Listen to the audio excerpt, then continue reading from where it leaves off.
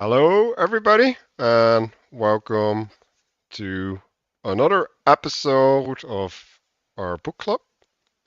We're starting at chapter 45 this week, and sorry we had a fallout last week, but I had a wedding, and a lot of other people weren't able to make it, so we we just had to cancel.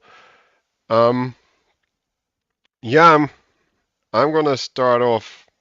I I had a lot of experiences, not necessarily related to the book, but related to the spiritual manifesting. And obviously, since this is a book about the spiritual language, there's a, a way in which it informs how I see that and how I get to relate to it.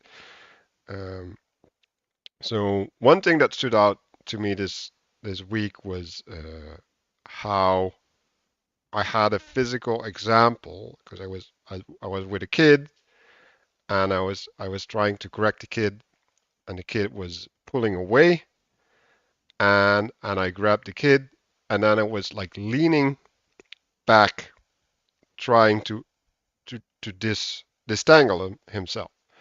But in his leaning, he would fall over if I let him go. So I was willing to let him go, but I couldn't. And then I saw how that spiritual principle is manifest in material reality, in the physical space. Because like a lot of people, like they're afraid of something, right? And then they build up attention in that area, and then they get trapped in the pattern. And to see the physical entrapment and to feel it, right? Like in my hands happening, that was like, oh, wait, like this is like real, like, like, um, so that is inviting my intention, right? Like, okay, like let's see if there's actual practical physical analogs of these things where you can just touch it. So I'm trying to point my eyes all the way to Earth. Uh, and try to navigate the space over there. And the other thing that happened is I was having a bunch of conversations, and I'm like, start the extra reading because I read ahead before the last book club, right? And so I'm like doing chapter 48, 49, 50, and it's like, I just talked about this yesterday. Like, I just talked about this today. Like, I literally used the words that are in the book, and I'm like, what's going on? Like, and I'm even like, oh wait, like Pageau is using the wrong word here. He's at the wrong layer of analysis. So it was like really weird to have this happen. So I was on WhatsApp and I I just started taking pictures of the book and sending it to the guy I was talking to. Like, hey, look, like this is what we were talking about. Hey, look, and the response I got was everything is connected, and and like it starts feeling more and more like it is like okay, like I just keep seeing everything coming back over and over and over again. So yeah, that was my experience, and so my intention is to get a physical example to bring it back to the body. Christopher, Yeah, my intention, I mean, for this whole club has been in general just to take notes and pay better attention to things. And so what I've wrote down here is be a novice mediator because I'm still improving and trying to get better at that. did you have any Castle. practical encounters or? Uh, um, I don't know. It's hard for me to think of anything specific off the top of my head right now. But Okay. Maybe next time. Love Castle. Hey, so my sort of title here is, like suffering the vicissitudes of the time cycle, sort of oscillating between two extremes, but experiencing that a lot. I mean, honestly, just like this last life, but especially in the last week, I think, and I've been getting just like so many examples of this. So when we get to chapter 47, that's where I have the most insights, at least that I kind of have in preparation.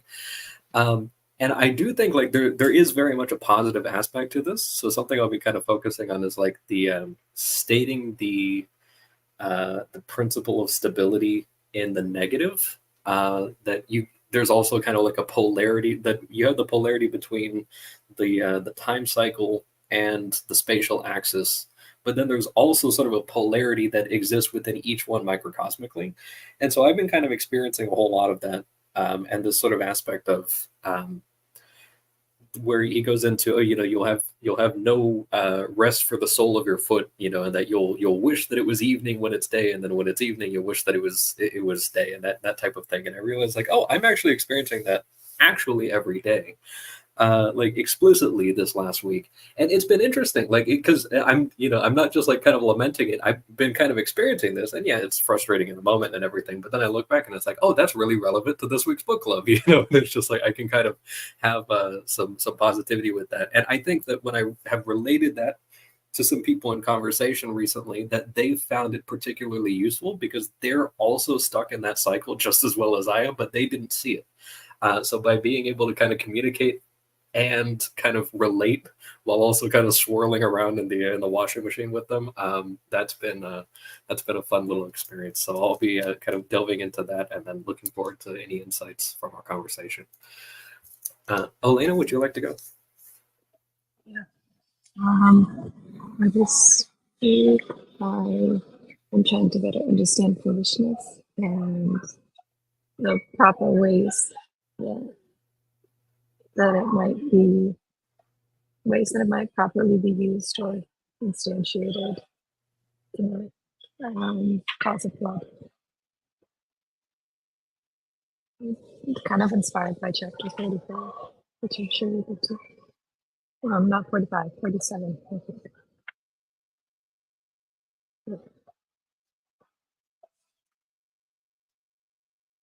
36. But yeah, that's all I have, I think. Mark?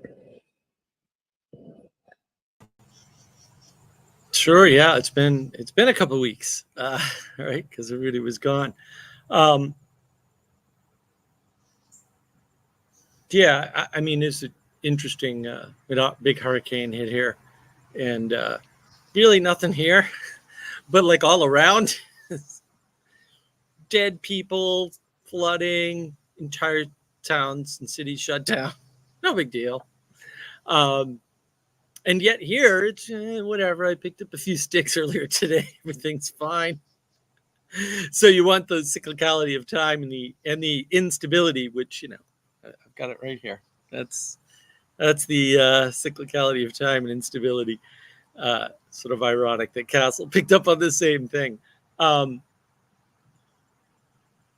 Yeah, I mean, intention-wise, just to again keep mindful for those events that sort of exemplify what's in the text, because that's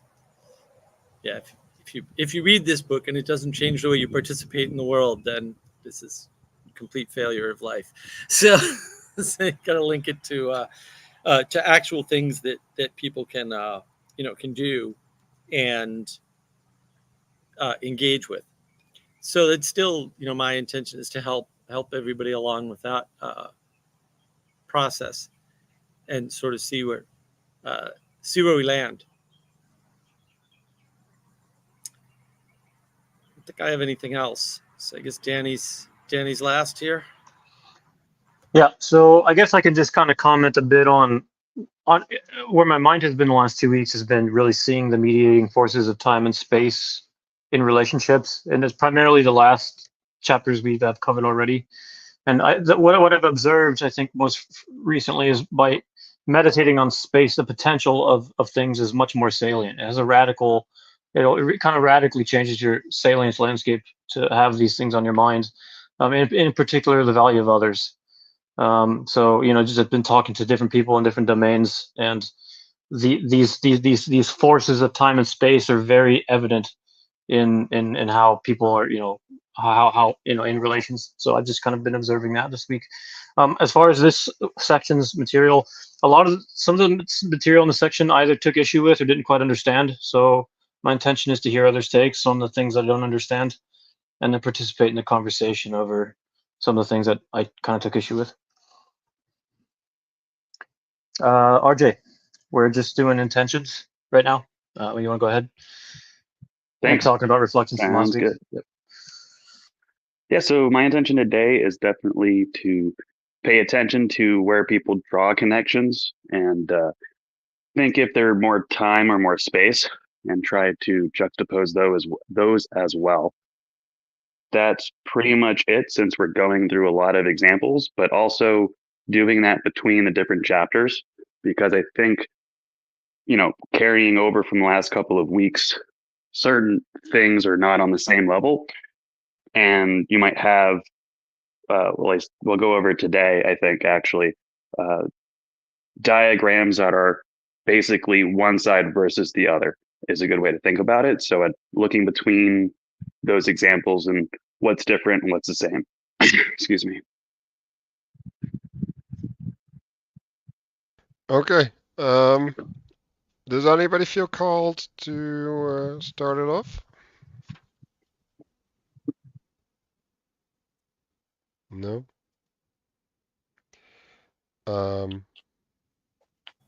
No one has any notes. What are we starting at? 45. Yeah, 45. Okay. Yeah, I wrote down 46, but Yeah.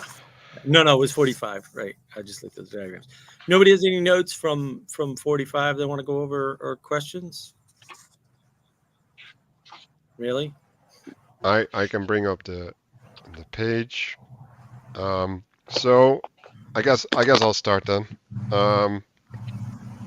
So we're having the frame of God with flowing out in two aspects, right? Like the negation and the affirmation. I don't, yeah, not happy with this frame, like at all, like really not happy.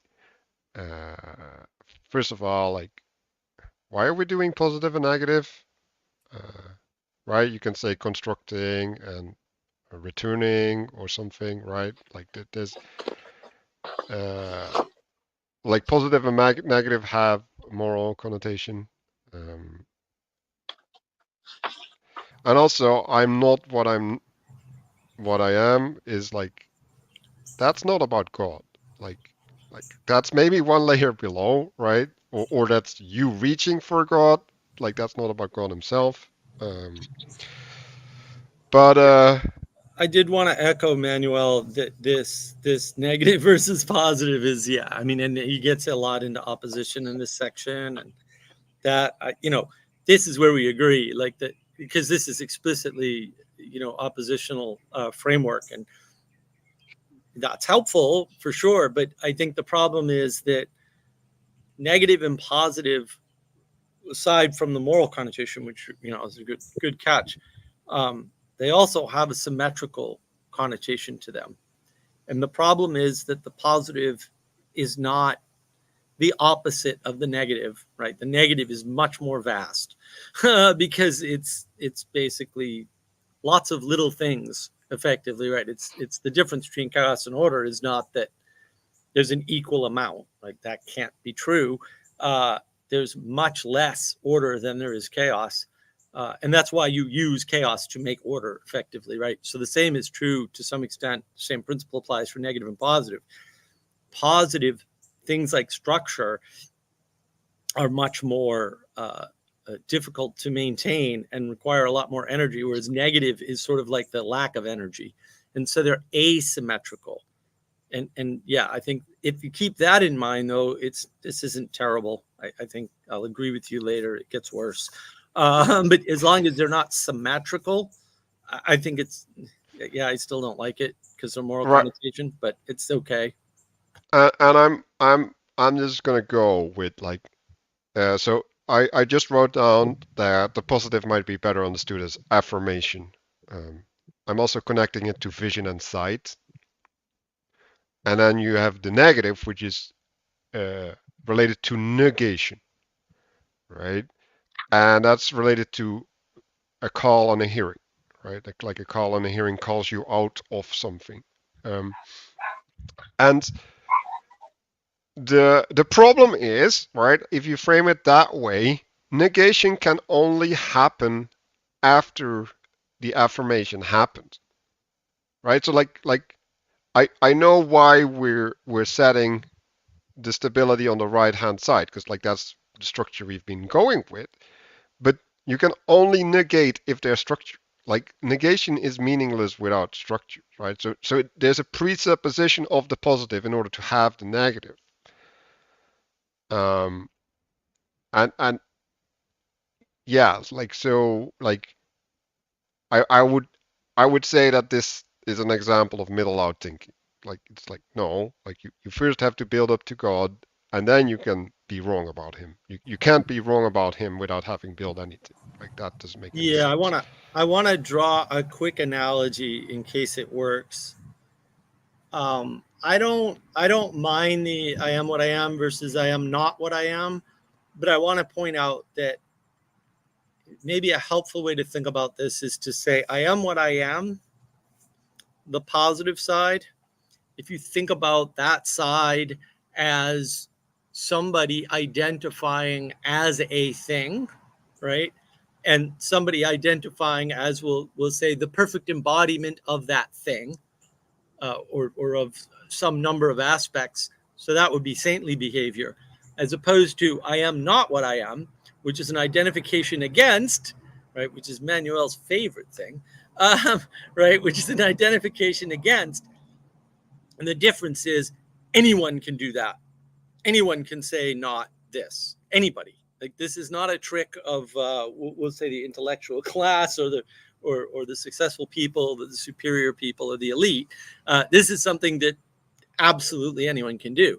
Whereas the positive identification of something like a saint is something that not everyone can do, and that's the asymmetry I want to point to, right? And I'm not trying to draw anything past that. I'm just saying maybe that's a more practical implementation of the difference between negative and positive, instead of, we'll say, mere opposition. So I do have sort of a response, and maybe to kind of also buttress those points a little bit. So something that kind of occurred to me, because I do agree that some of these things could be probably put a little, a lot more forthrightly. I think some of these concepts are also only being presented in part, and will be shown a lot more in a few chapters, which we should reach probably today, actually. But it seems like when he's taking the I am not what I am, it seems like it's like an inference off of that the name Yahweh that's given means not only I am who am or I am what I am, but also I will be what I will be. So I think it sounds like it's kind of an implication of like I will be what I will be, and therefore right now there's kind of like a withholding of that. Not necessarily like, oh, there's supposed to be a transformation or something, but he says here on the next page, he says negative in quotes means a retraction or subtraction of what God had already created. That's in reference to creation, but I was looking at the word subtraction, and you could also kind of break that down to withhold. So, and there's an aspect that's going to come up in a chapter or two here about God using deception, but it's not to be interpreted as like, oh, he's lying to you, but also things like camouflage might be considered deception. Or if you know something and somebody else doesn't know something, and maybe that other person is bad, and them not having the information made them set a trap for themselves or something. The fact that you didn't give them that information doesn't make you bad. They just didn't see the bigger picture and then fell into their own trap or that type of thing. And then he says here, on the time cycle, the seed of summer is always hidden in the dead of winter and vice versa, so that everything secretly implies its opposite. So I'm kind of thinking this thing of like, okay, like with progressive revelation, that the first encounter of God giving his name he gives like something so simple that is just like, oh yeah, being sent you, and it's just like, okay, well, like what am I supposed to do with that? But that also kind of gets, you get a lot more information later on, with like kind of things manifesting as time goes on. But some of those things are just things that came up as you guys were talking. Well, I like that, Castle. I wanna go off that a little bit because he talks about the flooded land, and I think what a deep confusion is the subtraction that is caused by the flood is not a material subtraction, right? It's an obfuscation, right? It goes back to your subtract definition, right? It's an obfuscation of order. It's not a destruction of order, right? It's your inability to access order. And that is part of transformation, right? In order to transform, you often have to let go of something that you cherish, right? Or something that you held before in order to go through that process. And I think that's actually important to understand too. It's not like, oh, we're taking bricks away from the house, right? It's like, no, we're covering everything up so you can't see the house. The house is still there, right? Because you can't get rid of creation. And I'm only saying that because there are a lot of people that think like this, especially when you talk about opposition and opponents. And so I want to make that more clear that, generally speaking, right, it's a withholding or an obfuscation. It's not a destruction as we think about it. And I like your point too about, this is one of the ways in which, yeah, you withhold information from somebody and that ends up being good because they're confused and they end up learning from that experience. Whereas if you'd given them the information, they wouldn't have changed. Their behavior would have changed, but they wouldn't have changed. And that wouldn't have been better for them. Yeah, I think part of what happens here, what I wrote down was his contrast of opposition here reminds me a lot of the incompleteness theorem, where it's like you can either try to give somebody a complete thing or a consistent thing. And that's something that he seems to be contrasting a lot in various chapters.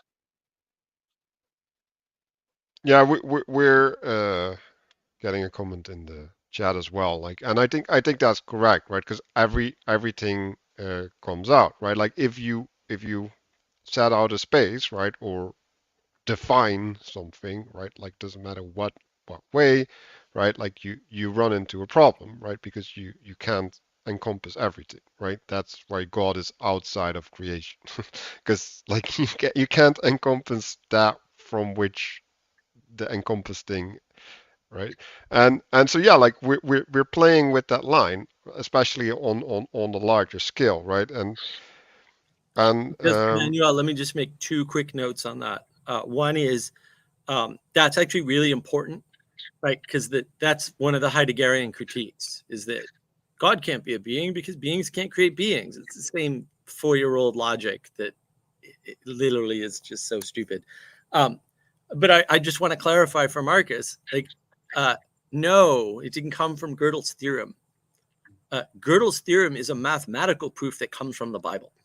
Sorry, dude. Like I don't know what to do. All he did was do the math to show the principle that's in the Bible is actually true in mathematics too, which of course it would be, but mathematicians are really slow. So you gotta give them a little leeway. But I want to make that clear. I don't like it when I get it's a mistake, like whatever.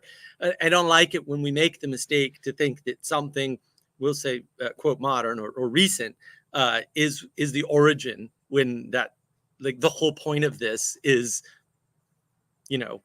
cosmic symbolism in Genesis, which is talking about the origin of existence, right? So that's the origin. The fact that it was shown that to be true in math by the rules of math, which is what Gödel did, is not the origin. I just want to make that clear. right. So if we go back to the text on the bottom of this, right? He's basically talking about the coherence of earth to heaven, right? And like that would be like fulfillment, right? And And the problem with this is heaven is not one dimensional, right? So like there's multiple heavenly principles, right? You can call it rain, right? Like the heavenly waters falling down that ask for attention. I don't even know how to think about this, but it, there's not one, right? Like there's one source, but there's not one expression, right? And so these expressions they're competing or flowing into each other, right? And you could say, well, like that's cycles, right? Or like there's ordering in how they go over into each other or priorities or whatever, right? But there's there's yeah, like if you look at this one dimensional, I think you're missing the point. So My interpretation of this page is that the important thing was the principle of contradiction versus non-contradiction. Because when I looked at the thing that bothered me on the left was, I thought, why is the opposite not I am not what I am not? Because if I'm, for example, talking to somebody and says, oh, well, I'm the type of person who has a fluid identity, would I consider that to be the opposite of somebody who doesn't say that I identify as something that's fluid? So, but I think it is a false statement to say I am not what I am, right? So that's a contradiction. So I think so. My interpretation of the first page was that was the principle that he was trying to point to. Like it's either consistent under whatever the unifying principle was above or not. And once I kind of concluded that, the following pages were a little bit made me a little happier. Could we take a look at the specific formula and definition that Matthieu places here underneath this diagram? He does call it a formula, basically equating state of being to fact and earth, and then expression of inward meaning is then, I guess, projected into the future. So I don't see the I am not what I am as pointing to the current moment, but kind of it's the current moment and the past moment. And then the I am what I am is projected into the future. And I say it kind of in that way, looking at the next diagram on the following page, because these seem collapsed. This one, the top down, and then the following page, so I have that reversed. This one, the bottom up, and the following page, the top down. So you, in as much as we see a white dot in the center of the square on the first example, the second example where he's talking about consistency, he uses a triangle. So we're seeing that point kind of expanded a little bit. But the reason I want to point that out in connection with the formula is because that's what together points to me that this is an open-ended view of the future as opposed to a closed collapse view of the present and the past. And it's expressed in that formula. And then he also defines the left side as being founded on lies and contradictions, as opposed to spatial reality as being dry land. So I think those are going to be important as we move forward, because there's a breakdown, or not, I guess not a breakdown, a higher resolution of those the circle on the left and the triangle on the right here.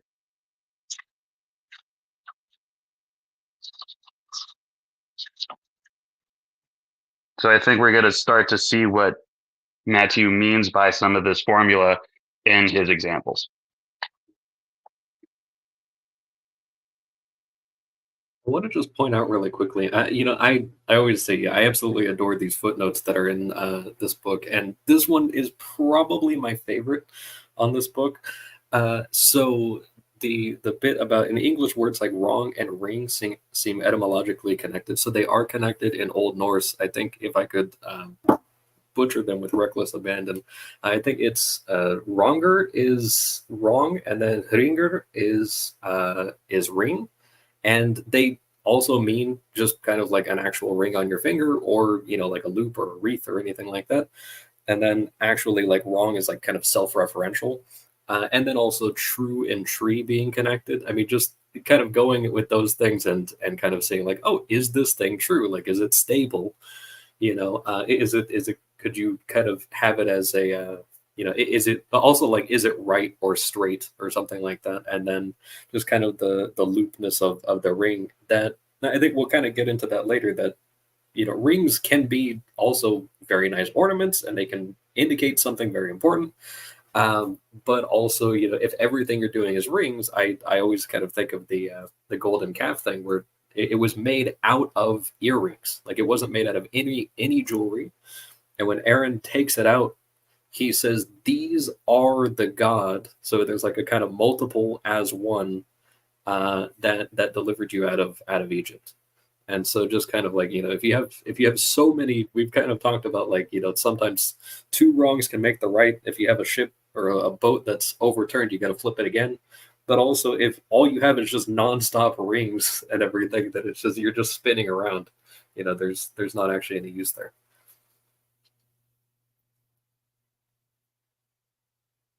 So, RJ, is the way that you're looking at it as like a promise, and then the fulfillment of the promise?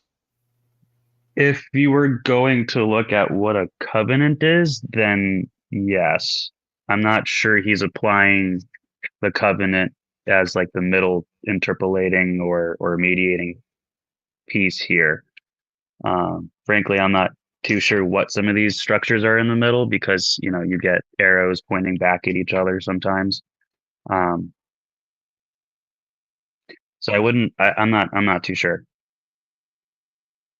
Yeah, I think another thing to keep in mind, the "I am not what I am" is more a statement of the non-existence of now.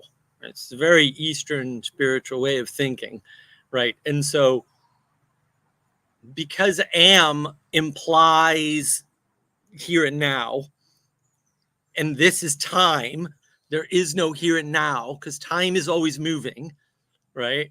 And that is set contrasted to that's how I want to say it, contrasted to "I am what I am," which is right here, right now. Identity is possible, right? In time, identity doesn't work because everything changes, right? That's the statement of entropy, if you want to get into physics or something. So that's another way maybe to understand it. And I don't think anybody said anything that's at all inaccurate, right? There's more ways to grasp this mentally, and I want to reach the widest audience with that. So that's why I'm pointing that out. Like, the statement of time is inherently unstable because there's no now, and that's why it's "I am not what I am," because there's no am. Everything's moving. If it's not moving, then I am what I am. And it's just hard to do that in propositions correctly. Mhm. Right. Like, the Yeah, piece in the middle here has elements of, I was going to say both, but maybe each is the better word. And they go through this middle structure if you're going to translate them.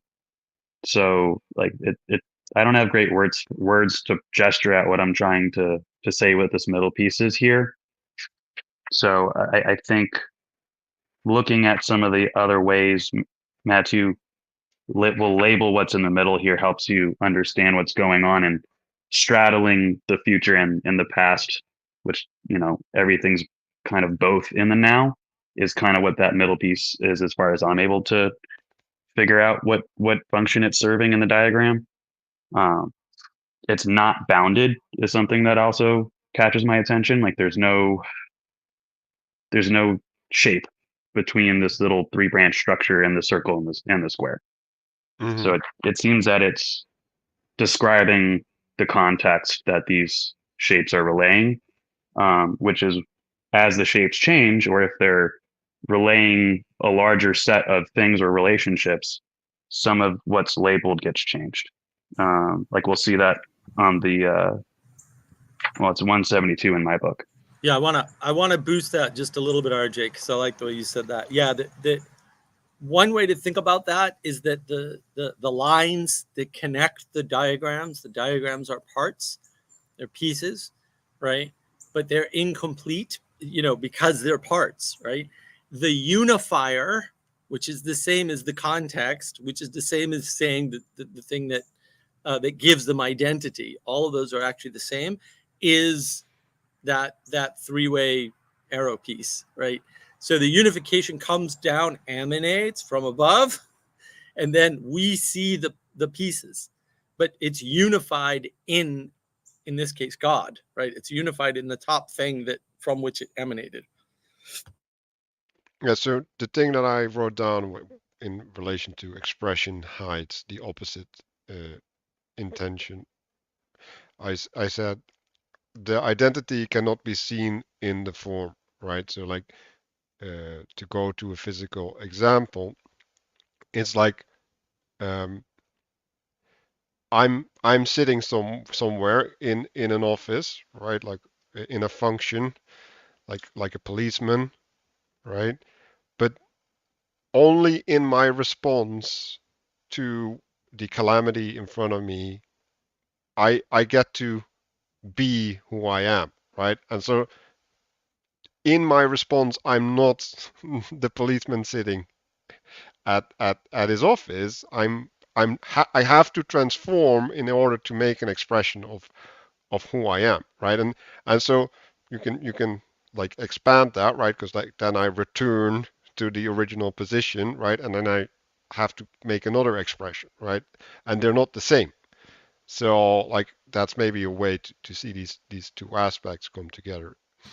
Well, and also since you brought it up, Manuel, this idea of the seed of summer is always hidden in the dead of winter. Well, death can't exist without life, right? This is the yin yang. Like he's restating yin yang right here because it's all throughout Western culture. And if you didn't see it, that's on you.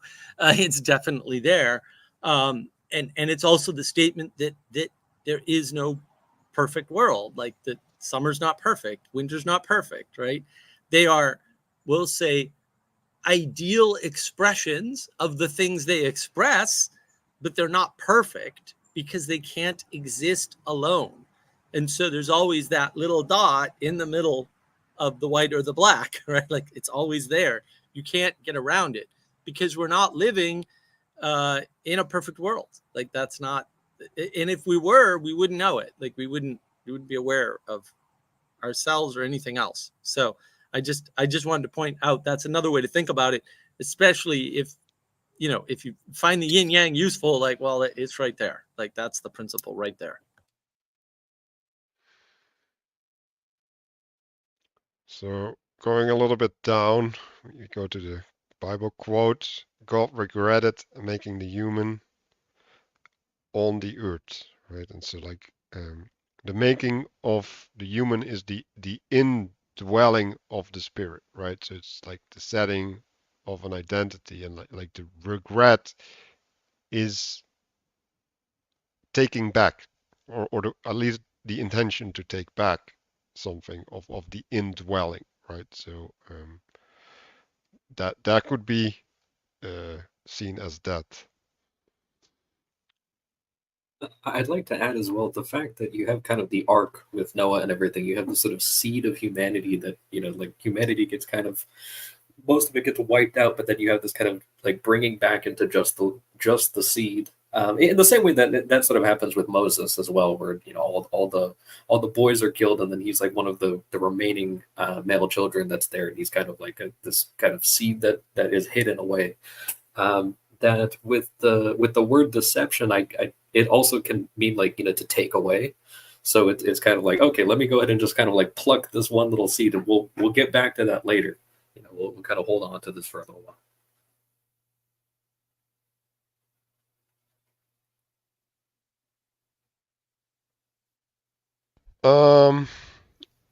Next, we can go to the next page. Does anybody want to start this off?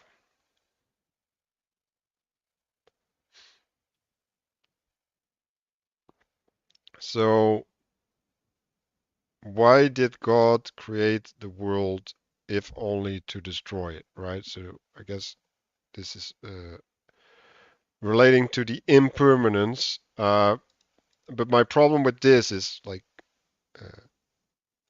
God didn't destroy the world. Like he reset it. Like the flood is a reset. It's not a removal of what is. And we go into these words, and these words are really interesting because I actually have been talking about these words.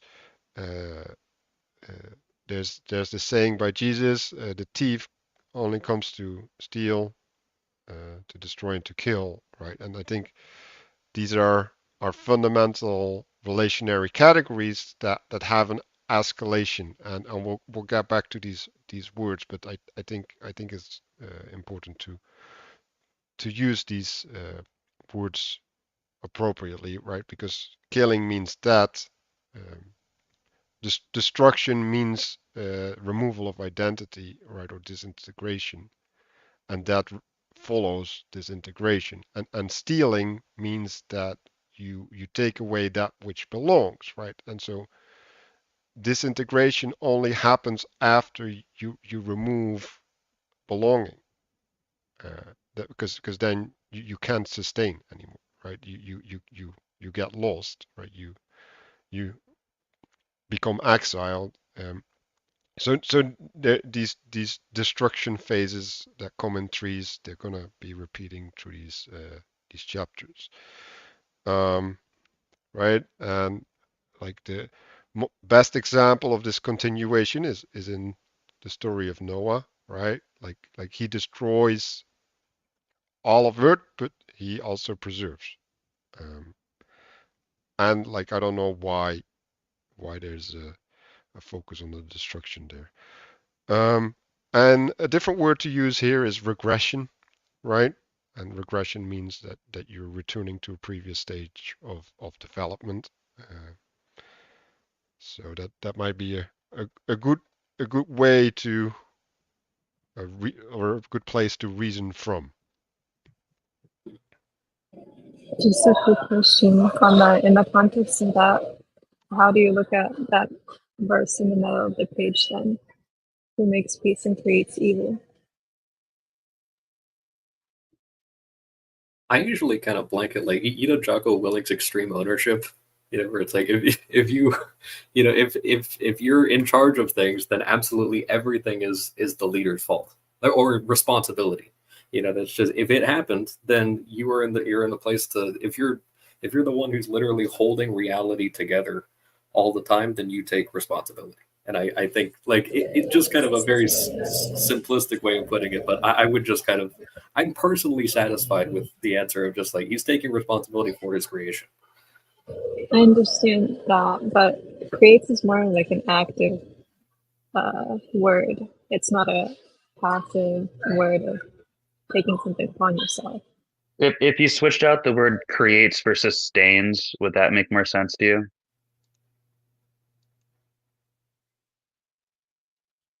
What did you say? It Which makes words? sense. If Creates. instead of the word creates here in the sentence, if it was the word sustains, would that make more sense to you in this context? It's not that it doesn't make sense. It's just that it implies sustaining versus creating implies two little bit different things. But creates, if it's creates, then creates is active, and that Yes. doesn't fit into what Daniel was saying earlier. Okay. I'll explain what I see there, right? So you form light, right? So this is a really interesting word, right? Because it's giving form, right? So the light actually shows the form, right? And in the form, the darkness gets created, right? Because it's in contrast to the form, right? So the creation of the darkness is in response, right? So if the darkness only exists because God created light, and that's the way that He creates darkness as well. That's fair. But it's still a creation of evil and a creation of darkness. And so eliminating that as being only like an effect or a remnant of light doesn't completely make sense. Like, I understand. Okay, we can go to the next one, right? So what is peace? Like, can you give a definition of peace that would fit the biblical interpretation, like shalom?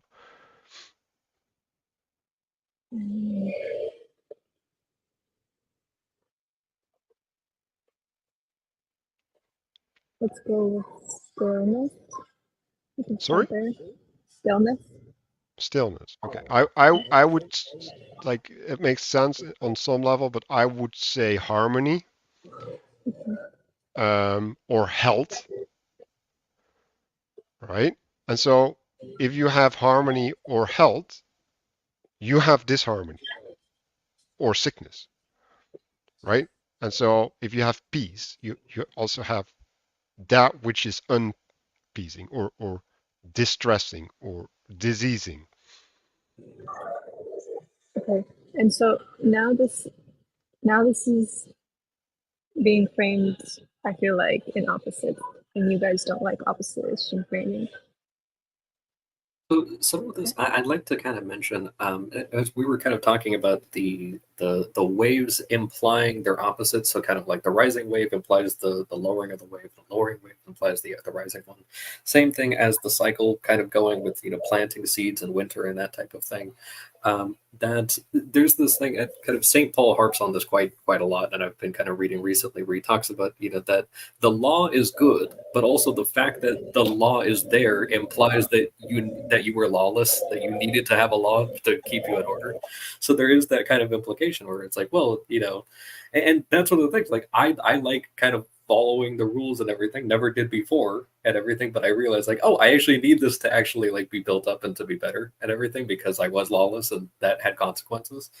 And so there is this sort of thing, and it's something that I've kind of discussed in conversation with these guys during the week a bit, that I have personally experienced things that were extremely negative, but I needed to experience those things because, as Mark kind of mentions a lot of the times, evolutionarily speaking, the negative signal is the one that actually like kind of makes traction. And so, like I've experienced lots of positive, like consolations, you could call them, in a spiritual sense, but at the same time, that didn't really strike change. Like there's a lot of things that it's like, okay, I actually need something to kind of to move away from and to at the same time, to actually go and do anything. Otherwise, and I've kind of used this term, like I'm pretty stiff-necked in a lot of ways. If I'm looking in the right direction, that's perfect, but if I'm not, like you have to nuke me a bunch of times in order for me to actually wake up. And like, I'm fine with that. No hard feelings, like I need somebody to kind of point me in the right direction. So I just want to kind of give that a bit, that it's a lot of this kind of one implying the other type of thing. Well, and I want to add in a few concepts, right? So if everything were peace, you wouldn't know it, because there's no contrast. And the reason why I'm cautious on the word opposition is because, well, first of all, its literal dictionary meaning, which is a real problem, right? Because it implies that effectively, if you use the term opposite, you're implying that you're God. Really, that's actually the definition built into the definition, right? To set apart. Well, who the hell are you to set things apart? Not saying it's invalid. I'm saying you have to be real careful with that. And so with what Castle was saying, right? Yeah. In order to live, you only need to avoid the negative signals that lead you to death.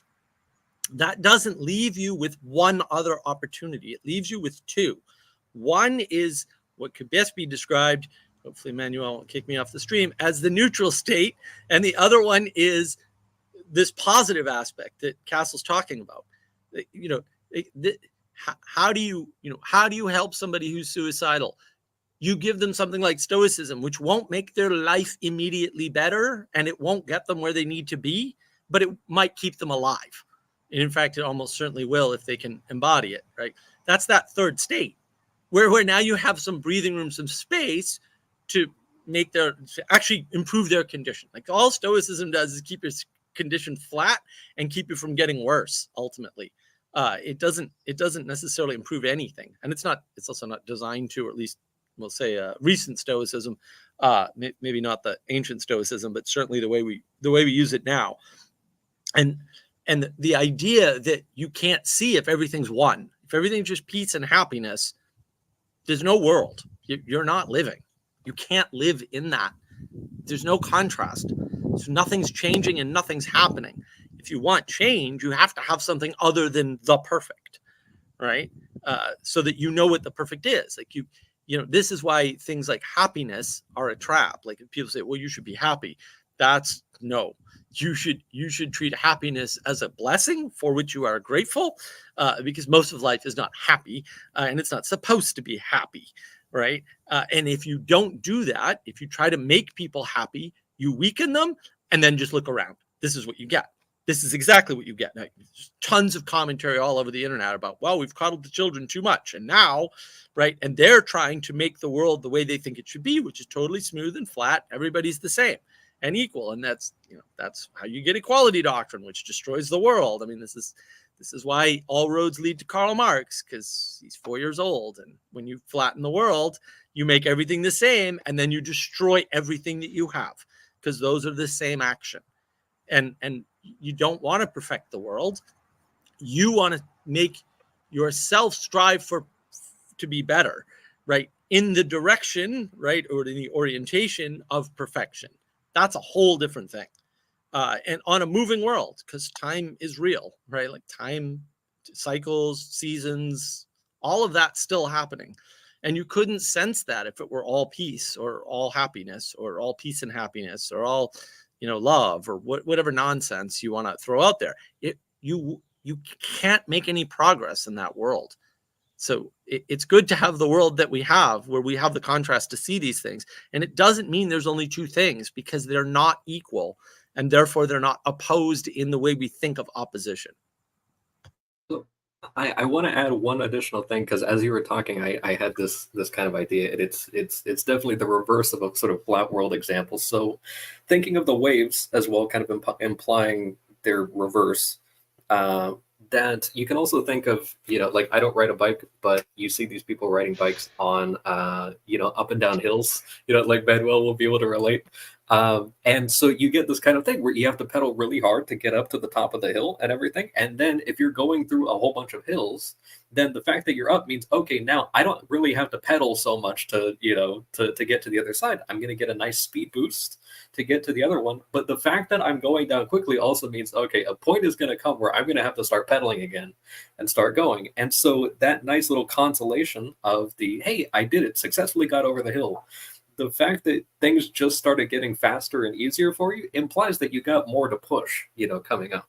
And but you get that nice satisfaction and the contrast of, oh, this was a hard day at work, but now, okay, I got 2 hours left to the day. I'm going to relax and then go to bed.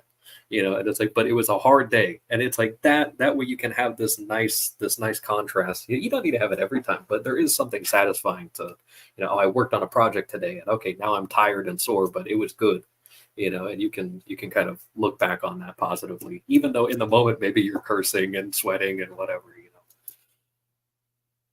Right. So I want to go to a practical example, right? Like let's just say I decorated the room, and I'm just like sitting down. I'm like, this is amazing. Like I made the perfect room, right? Like there's nothing for me to add or to subtract, right? Which is what perfection is effectively, right? Like there's no complaint.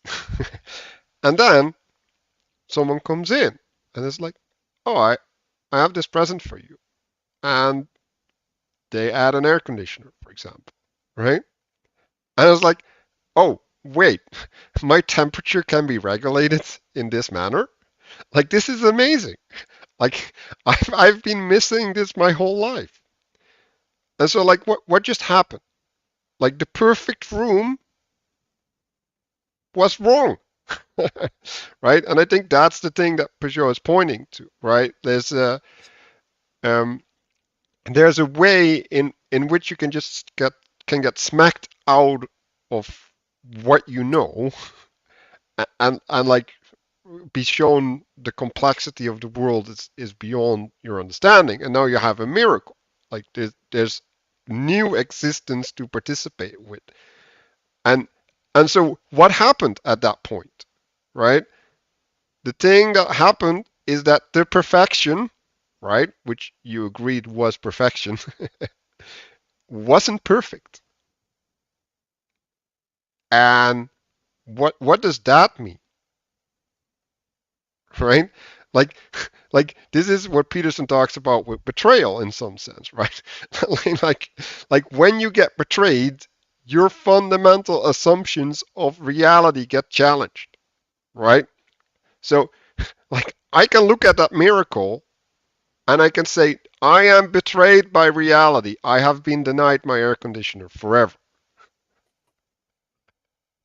Or I can say, I have been blessed by God that I get to partake in this amazing experience, right? But either way, right, the darkness, right, which is the thing I was in, right? Like I literally was in the darkness and I got exposed to the light.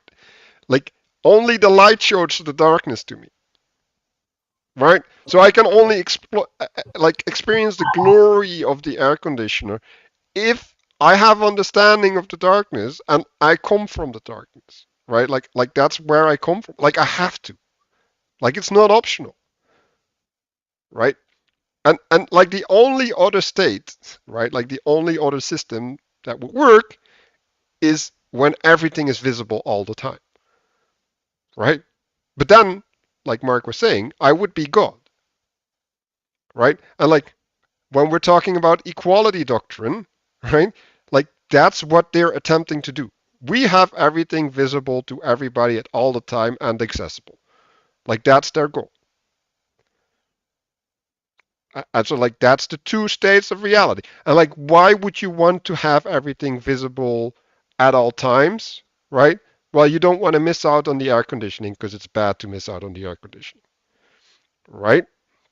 But the problem with that is that there's right? Like there's 15,000 things that are like the air conditioning, right? Like I have these amazing pens and I can erase them. You know how amazing that is?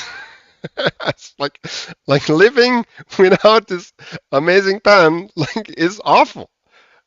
But like does everybody need that pen? No, right? And so the question isn't like are these things there? Because there's plenty of miracles in the world. It's are they needed, right? Because like there's certain needed miracles that are important to you, and then there's other miracles that are not important to you, right? And so,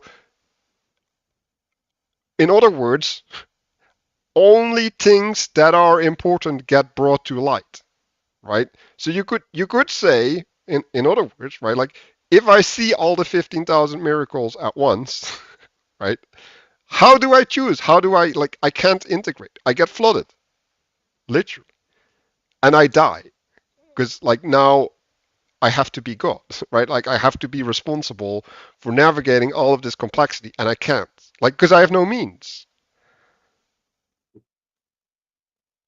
So the there's only one option, right? Either you're God, right, and you get to navigate all of this, or you're not God, and it has to be revealed to you when the time's right.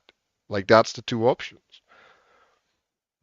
So that looking at the book here, where he says, that looking at this sort of perceived contradiction, he calls it. He says you can always blame this option, or there's always the option of blaming these contradictions on humanity's free will and the errors it creates in mediation and everything. And he says, there's no easy way to solve this paradox on the cosmic level. And it's like I don't think that he's actually saying, oh, now you have to go out and solve this cosmic paradox, or even saying that it is that. Thankfully, you don't have to solve it. It's not a problem, and it's not a paradox. And that's something that I mentioned St. Paul a lot because I've been reading through his letters for the first time, and I just just this morning I read he's there and he's writing and saying, I've learned to be content in all things, whether he's feasting or he's starving or any of these things. And at this point, he's already said, "Oh, I've been shipwrecked 3 times." He was stoned until the people stoning him thought he was dead, and they dragged him out of the town, and he was actually still alive. He had been whipped publicly. He had had all these terrible things, and he was writing this when he said, I've learned to be content in all things." He was writing it from prison, and it's like, but he was kind of recognizing the relevant miracles and lacking a whole bunch of other things, and still saying, "Yeah, it's actually, on as far as I'm concerned, things are okay." It's just like, really, like, he even calls it like momentary afflictions. It's like, really, shipwreck 3 times, momentary affliction.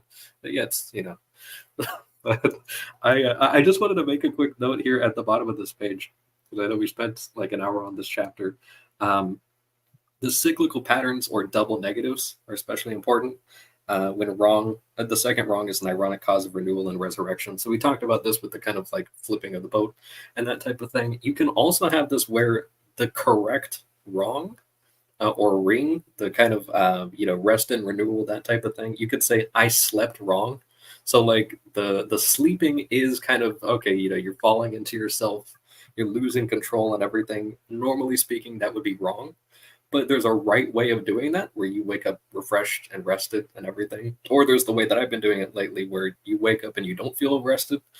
And that type of thing is like, okay, now you're kind of seeing where, okay, something went wrong and then you have to do a wrong thing. But then also it's like, oh, there's a right place for this. And then it doesn't happen the way that it should. And then you have that problem. Or you could, I think of the example, to Mark's excellent shirt, of a defibrillator that I could just as easily, with the right conditions, I could stop somebody's heart that's just walking by me with the defibrillator. Or with the right conditions, I could start their heart again. And they could sort of ride the lightning in that way, in a positive or negative way, depending on context. Just before we move on, the reason why I asked about switching out the word creates versus sustains for darkness was essentially looking at the formula. If it's you're forming light and creating darkness, that would be different than if you are sorry, I had that switch. If you're sustaining the darkness, then that would assume that something's been taken away or out of it. But essentially the thrust is the same, that whether it's created by forming the light or if it's sustained by forming the light, the distinction of what is light is what defines what is dark. So it's the remainder in a sense. But even that remainder needs to be sustained, and in as much as it's still around, it's being created actively. So that was a little bit of what I was trying to point out there. Yeah. I think that to go to a physical level, right? Like if you have a flashlight, you create the shadows, right? You create where they're pointing, how they look, and you can play with that. And you can hide things in the shadows, or you can illuminate things that used to be in the shadows by moving.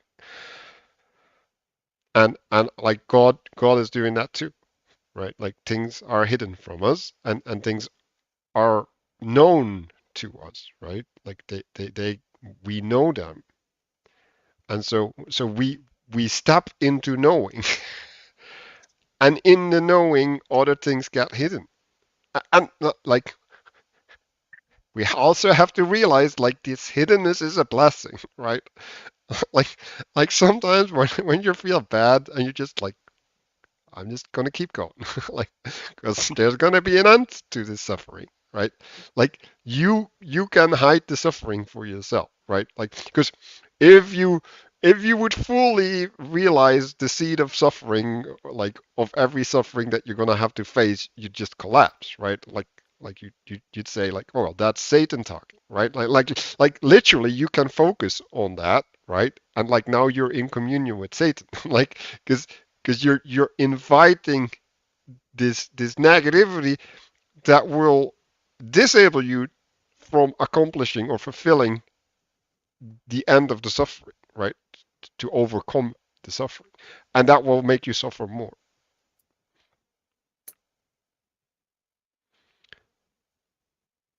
Okay, next. The heart of the wise is on his right, and the heart of the fool is on his left, right? So now we're getting an association of wisdom with right and foolishness left.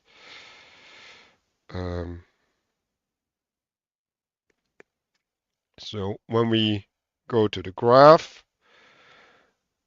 I see wisdom connecting with rest in structure, right? So like if you have a structure, things are contained, right? So they're stable, so that like it's like a state of rest in some sense, right? Not that you don't have to upkeep it or whatever, right? But you don't have to figure things out.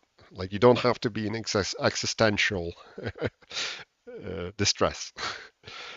And the fool initiates, right? So he takes you out. He takes you out of stability, right? Which might be correct, right? Because the stability might be tyrannical.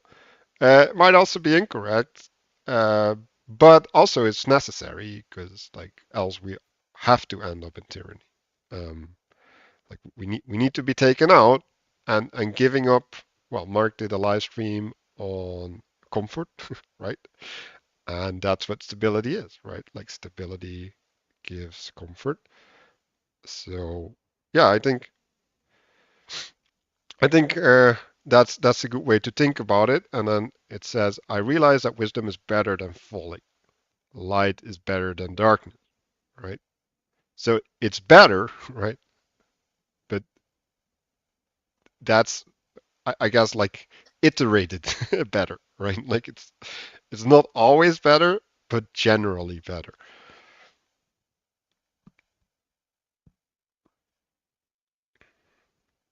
Um, and goes down, saying wisdom is essentially the principle of work.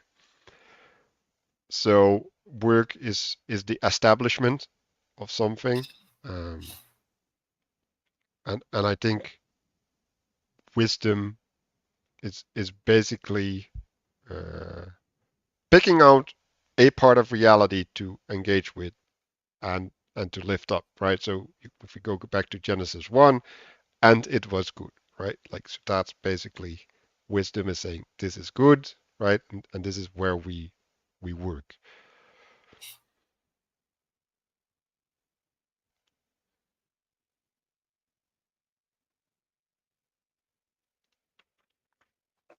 No comments? I was thinking my comment on this where he says the pointless cycle. I think the when it's pointless there, it doesn't mean meaningless. It means it's continuous. Right. Yeah. There's no stopping Like, point. There's no point yeah, at which it ends. Right. Yeah. That's a yeah. very good thing to point out. Oh, I would argue that pointless means that it's not pointing at something. Well, that I would say that's Yeah, the that same too. Yes. because in order to point it, you'd have to stop. Right. You have to Right. put something somewhere. You can't put anything anywhere in cyclical time because it's all moving. Yeah. So agreed, but it's effectively the same thing from a different way of thinking about it.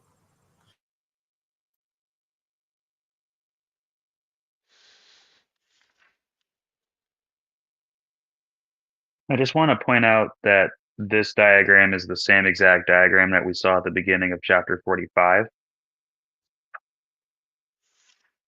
So it's just a direct application there. And what makes me say that is just, what leads me to say that is having the principle of transformation being labeled with the same circumpunct as recreative rest. Just, I think he's pointing at that rest is achieved through transformation, and that productive work is also achieved through principles of stability. You know, might be kind of a duh comment for some people, but that's what jumped out at me. Well, yeah, I mean, I want to boost that a little bit, right? There's a way in which You can have unproductive work, which would be part of the pointless cycle, right? And there's a way where you could have productive rest, right? But then you're not moving, right? And so that I think is maybe a different way to say the same thing that you just pointed out, RJ. Right, and that's what I meant with the pointless cycle is not pointing at something, right? So you can sustain yourself like getting food, right?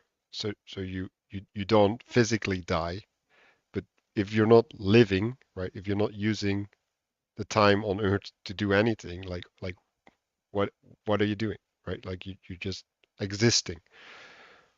So you need to use your time on Earth to point at something, right? And only then you get a purpose and you can fulfill something. I like the point about the unproductive work as well. Like you could, some people say, I'm spinning my wheels, when they're doing that. It's like, oh yeah, you could definitely see that happening there. And also, like in tradition, that usually people associate sloth with just kind of like couch potato type people, but also a workaholic that works 100 hours a week or more and then has a family with multiple kids. Like that's sloth. Like unless that's necessary, like that's also a manifestation of sloth as well.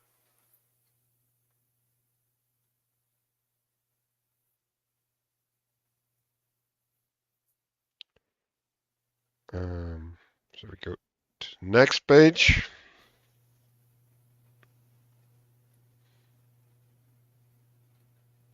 So I was thinking about, you mentioned the comfort stream and that sort of thing of like the safe space and all that that you need to actually have a space that's constructed in order for it to be then made into a safe space. And so this will kind of come up in the next chapter a little bit more, so I won't go on it completely. But what I wanted to mention, because I talked to Mark about this briefly on that stream, that there's this notion which Matthieu brought up in his recent interview about indebtedness, and that you can kind of look at that with like cost. And so you have that, especially with if you're taking Sunday off to rest and that type of thing, is good. But also you are all just to be aware that you are purposefully sectioning off that day to incur costs of not building things up. But also if you try, like the cost will come to you no matter what. Like you get, I used this example in previous conversations that I was aware of a CEO that had actually worked himself to being hospitalized for burnout on multiple occasions. And it's like, okay, well, you ended up in a safe space. It's like you tried to build the thing, and then that's where you ended up anyway. So it's like, the discernment and prudence there is very important.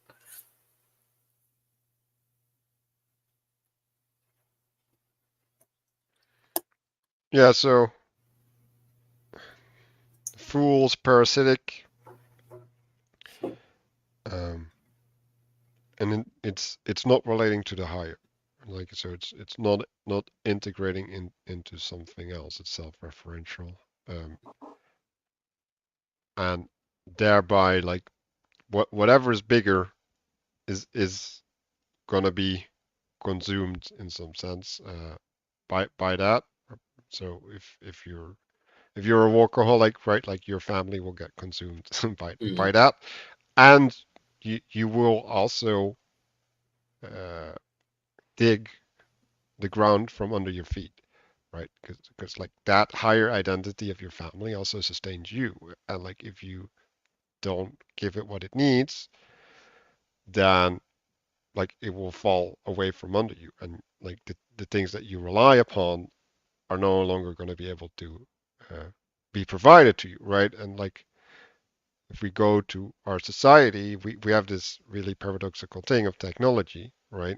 And so like we're able to sustain things and maintain things way beyond their spiritual debt, uh, and we basically create zombies, right?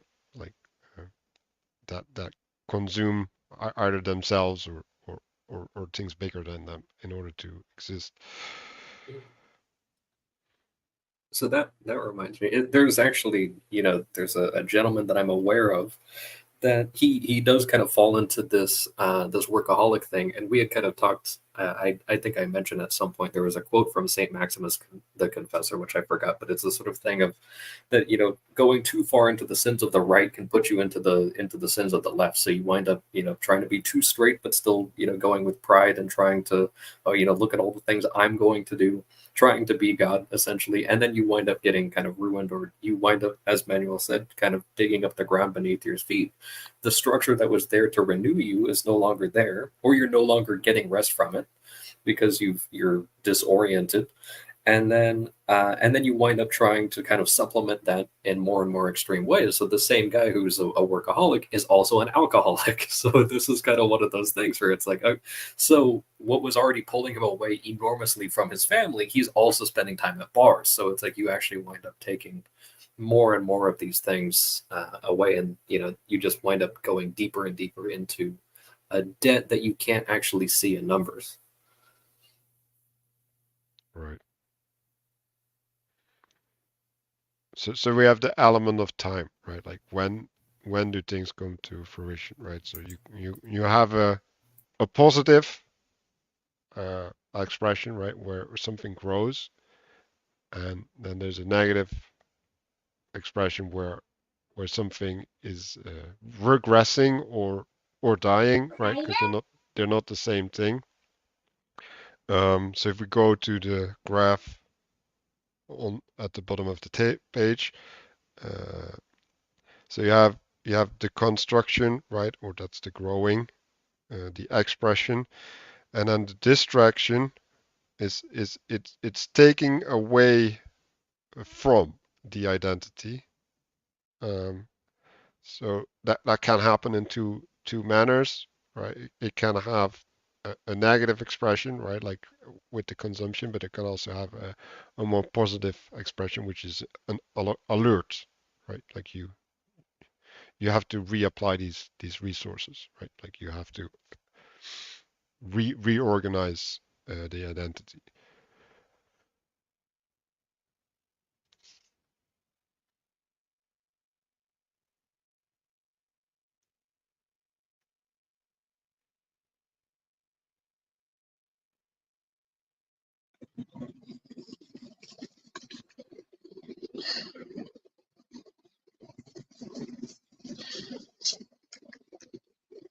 Daniel, did you want to add something? Well, I mean, I'm just chewing on the first sentence of the next page, page 145. It says, it's important to understand that foolishness is also the cause of renewal and recreation in the universe. In Romans 12, it talks about there's an injunction, which is a chapter on personal responsibility, to be transformed by the continual renewing of your mind, right? That's a famous verse. So I mean, I've just kind of been chewing on this concept. I've never really understood the concept of rest well. Like there have been long periods of times in my life where I've loved what I've worked, where I've been absorbed in what I've, you know, like worked, and like emotionally, like it was exciting, you know, where like I could work 12 or 15 hours a day and like be happy for like 6 months, you know what I mean? And but you know, obviously, and this concept of a distraction, like, so when you say that distraction takes away from identity, I'm thinking about renewal and recreation with respect to identity. So as I'm just trying to understand what it means to renew a thing. Why does a thing need to be renewed? So when I go to sleep at night, obviously I get recharged metabolically in all kinds of different ways.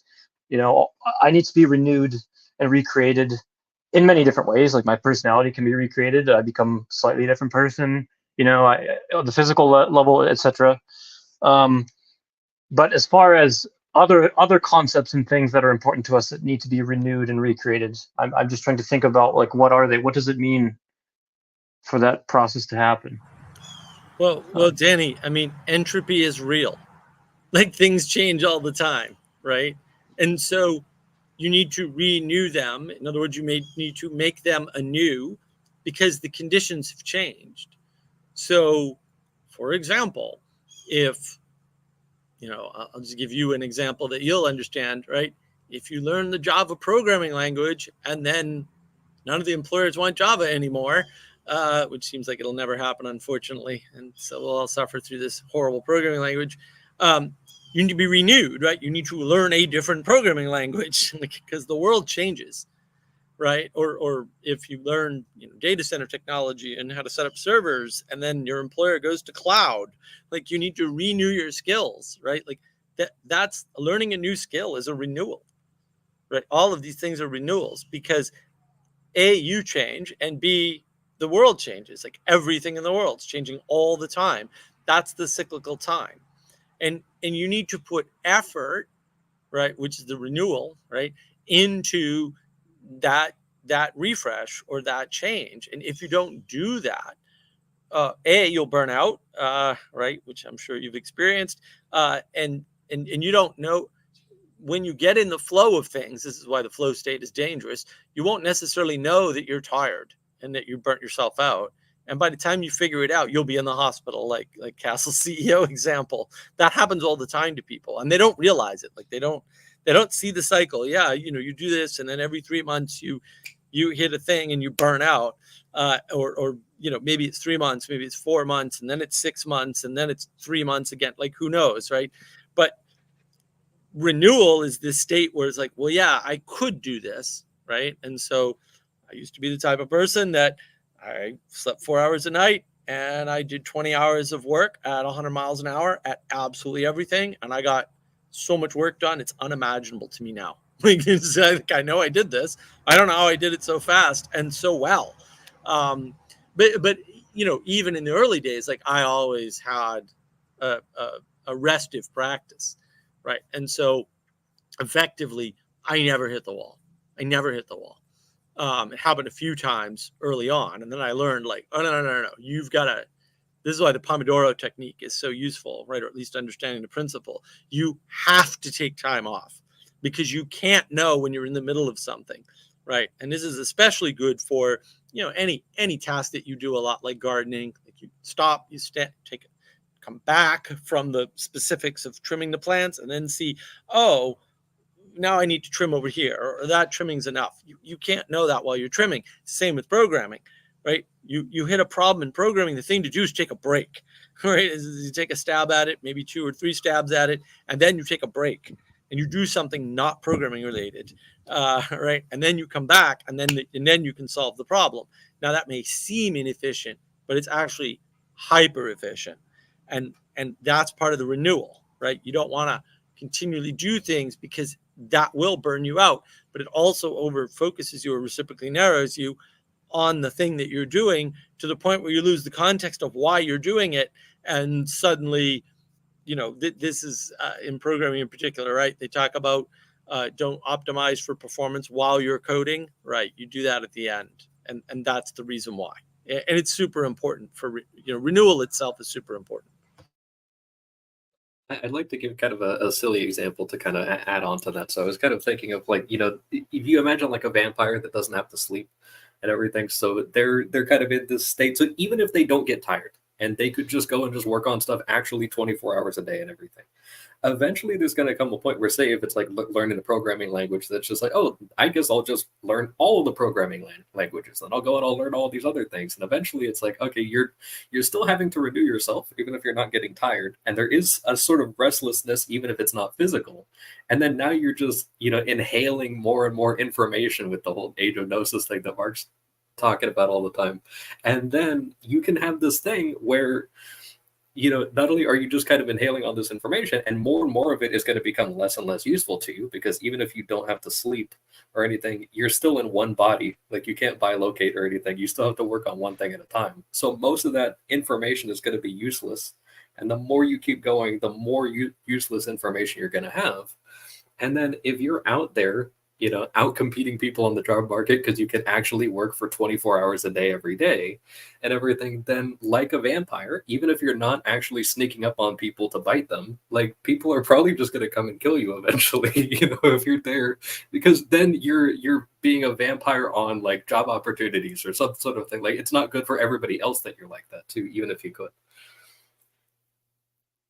Yeah, and I want to go back to my air conditioning example, right? So, like, let's just say I received this miracle, right? Like now, still, everything changed, but for the better, right?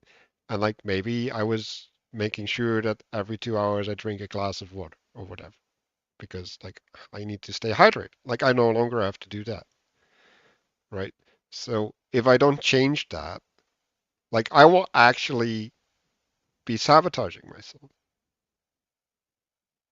because like I don't need all that water. Like I'm over over watering. Like like if I had my perfect room and I had perfect participation in the room, like the miracle will screw up my perfection. Like it's like so renewal needs to happen in order to integrate because that's what integration is, right? Like okay, like you have a new body, right? Like there's a new work environment that you're partaking in, and it has to be ordered in a certain way to channel the spirit of work in order to give fruits. And like if that environment isn't organized correctly, then like it's mis expressing, like it's sinning, right? So yeah, the renew, yeah, like that's why you renew, to get rid of sin. And the Dutch word for sin is waste. Like so, original good Dutch to the rescue again.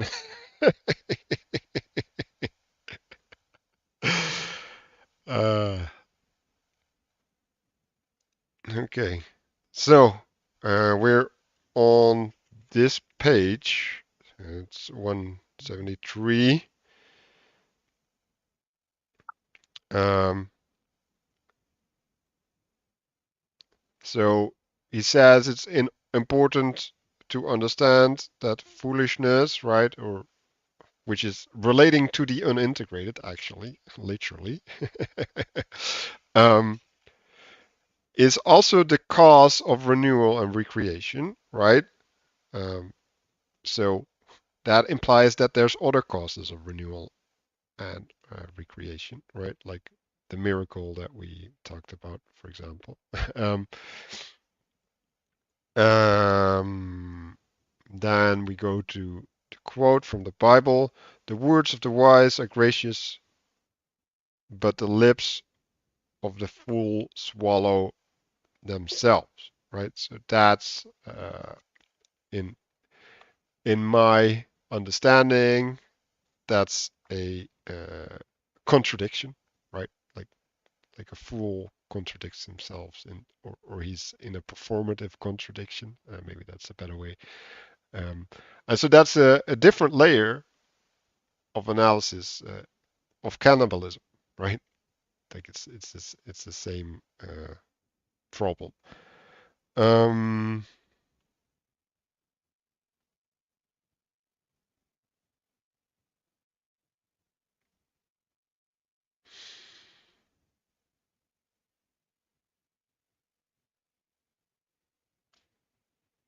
yeah, so I really don't like the word lie in the English language, or how it's being used. Like I when you're lying in a joke, right? Like you're you're not intending to speak the truth. Um, so it's important uh, to see the telos, right? Uh, like you're true to the telos, not to the literal expression of what you're saying. And so like that's the way to judge, not to yeah, by the accuracy of whatever word is being used in a material frame.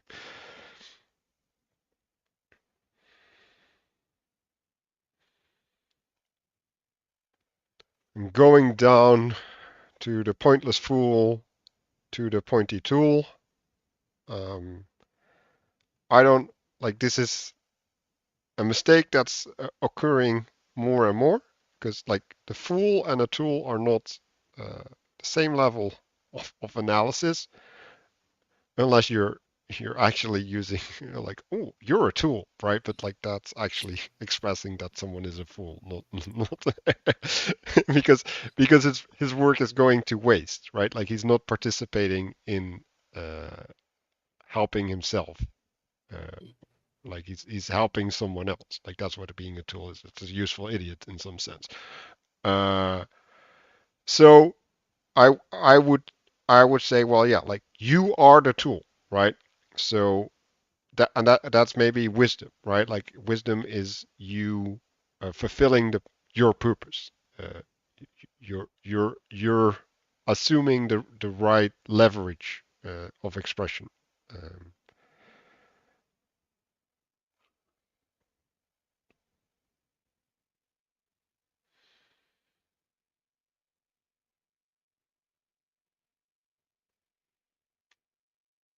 that's what I had on this page.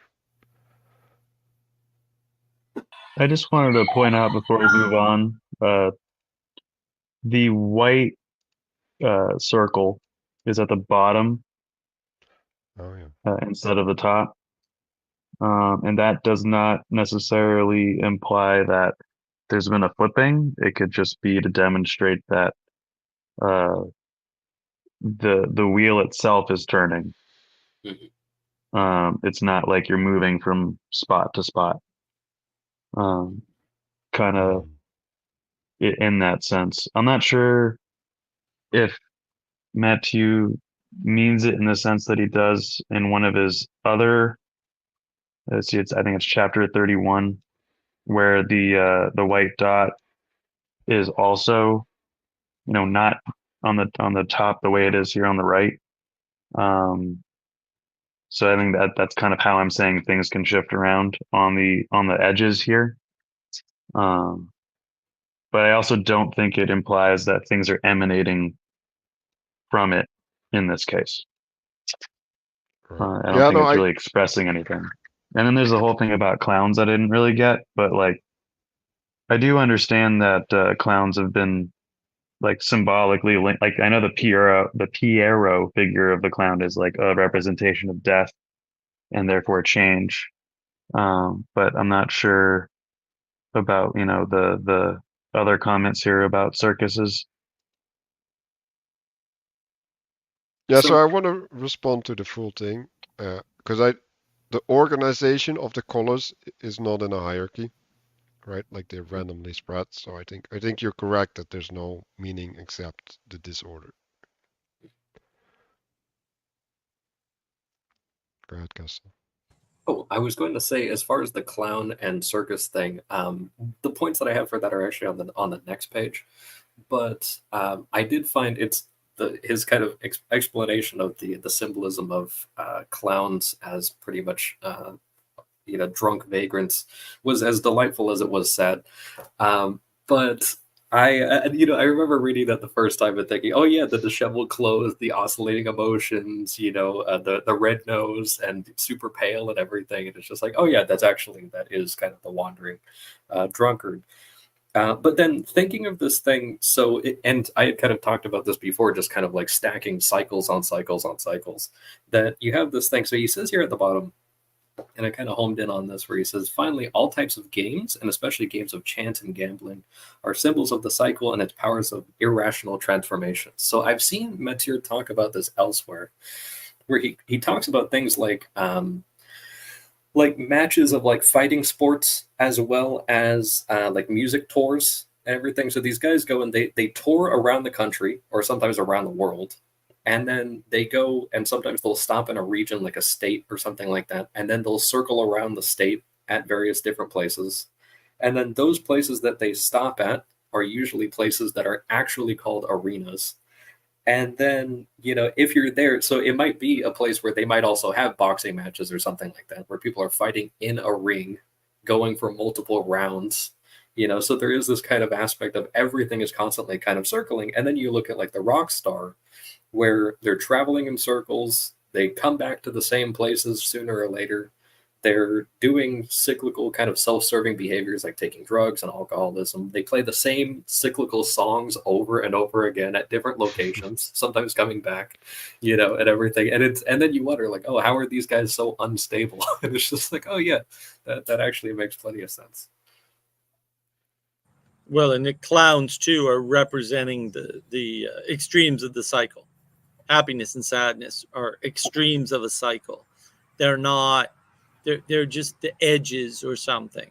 They're not the only edges, right? Because clowns also laugh, and laughter is not necessarily happiness, right? And so it is about the cyclicality. Like a clown is an embodiment of a cyclical principle within an agent, a single agent that has an identity, right? You can't usually assign an identity to something that's moving, but with the clown, that's what they're trying to embody is that changing identity, but having the identity of clown at the same time.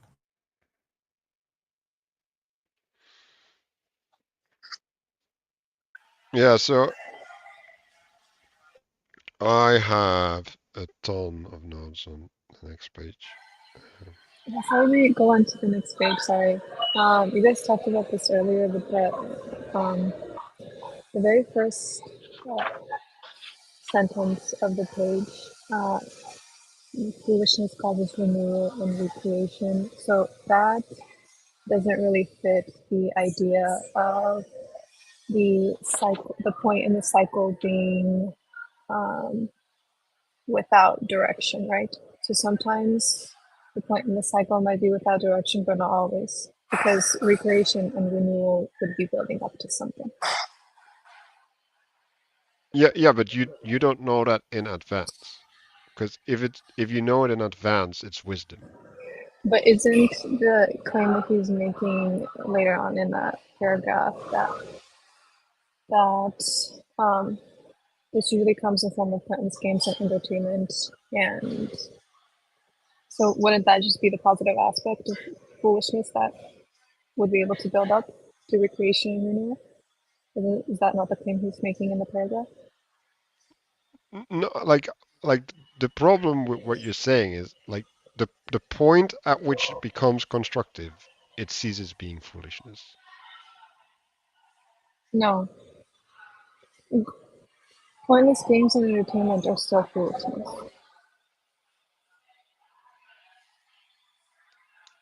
Yeah, but at what point do they become wisdom? Like that doesn't. Well, okay, I can tell you, right? So I actually am experiencing that this week, right? So I started playing a pointless game, right? Like literally. And so what happened to me while playing a pointless game is that I saw that it was allowing me to be motivated, right? So I see, oh, there's something in me which I struggle to have a relationship to, right? Because I suck at motivation. And like it gets called upon, right? So this foolishness that I'm partaking in is showing me something of myself. But that's not part of the game, right? Like like it's and like I wouldn't say that playing the game is good, even though it shows me this, right? But in some sense it's like a redemption, right? Like I can partake in this waste, right? And still get something from it, right? But like, is it less foolish to play the game? Like, no, it's still foolish. Yeah, it's so foolish. So it's going to be foolishness. So Certainly. No, but That's but what I'm but saying. but There's a.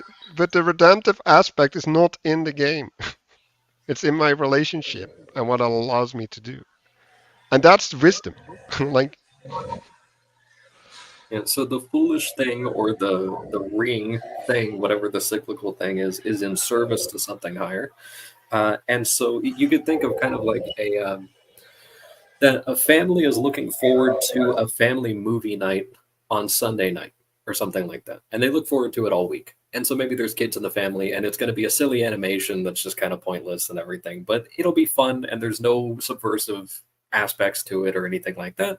And everybody's looking forward to it. They go, they enjoy the family movie night on Sunday, and maybe they eat some silly snacks or something like that. Not the type of thing that they do every single day, but it sort of crowns the week in a sense. And that is kind of that's the maybe even the high point of the weekend, you could say.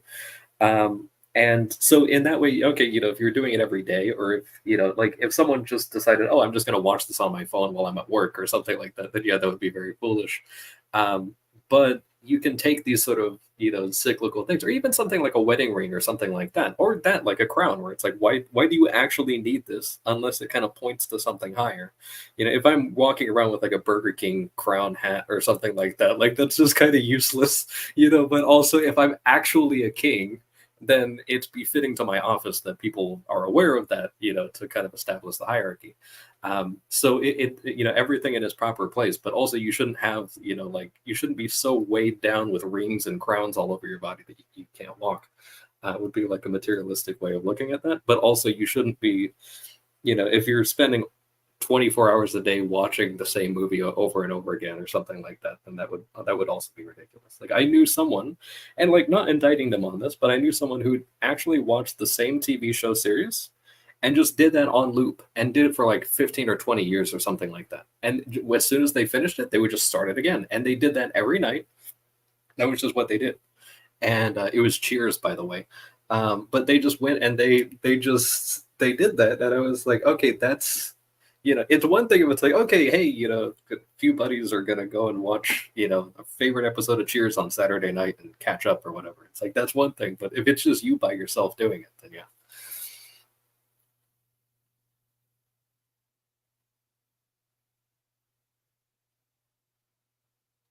Yeah, you can't judge the act by the act alone, right?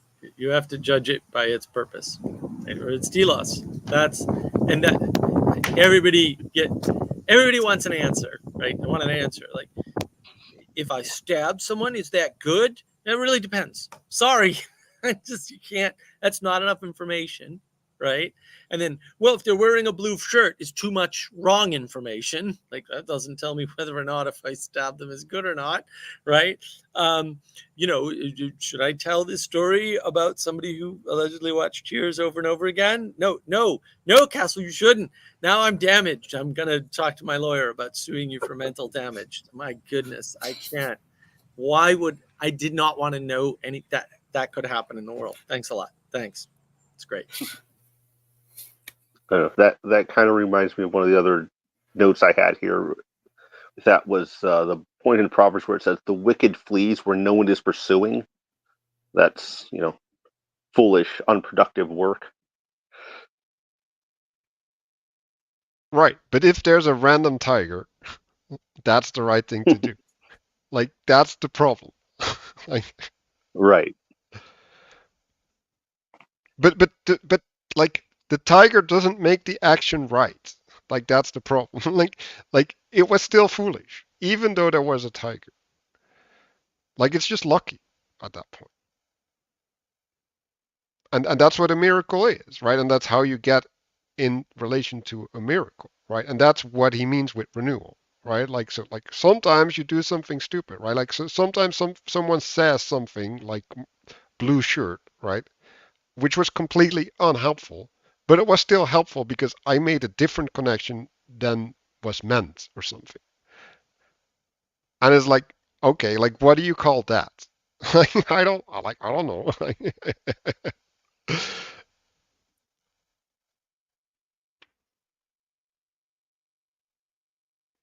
And I have to say like that happens like a lot. And I think that's what the enchantedness of the world is, right? Like whenever I watch a YouTube video nowadays, like I usually don't care about what they're saying.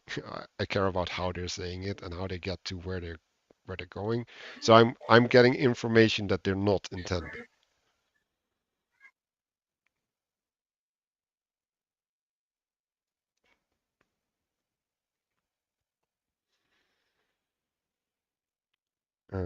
Yeah. So going back, so We have on the top of the page, on the other hand, measuring instruments or tools, and tools are microcosm of the spatial axis by their powers of integration and construction. So I see integration more as dominion, right, or conquering, or right, like it's like a weird version there, right, like because it's the moving out, right, instead of relating to that which comes in. So that was just a weird note.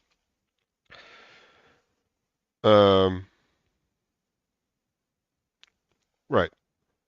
So fools spend most of the time fooling others, but end up fooling themselves in the grand finale, right? So like there's, well, like there's a couple problems, right? Like so, fooling someone is not a good telos, right? And so the consequence of not having a good telos means that you get misaligned with reality, right? And the fooling themselves in the grand finale is the fulfillment of that pattern. Because like if you get misaligned, you hurt yourself, right? So that's the fooling yourself. Uh, they are joyful manifestations of wandering perspectives. So first association there is ADHD.